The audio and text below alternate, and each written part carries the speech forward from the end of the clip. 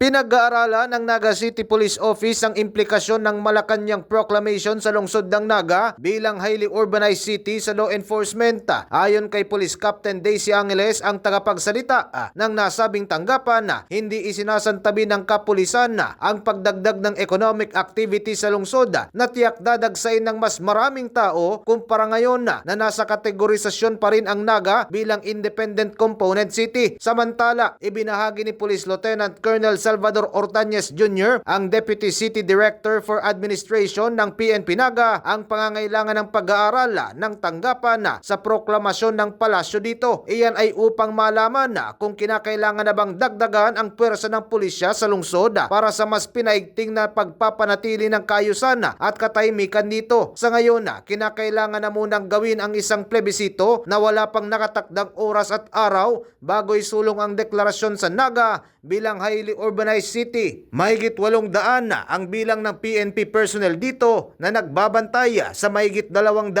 mamamayan ng lungsod. Kasama mo sa lungsod ng Naga, Radyoman Paulo Papa, Tatak, Aremen. RMN Network News.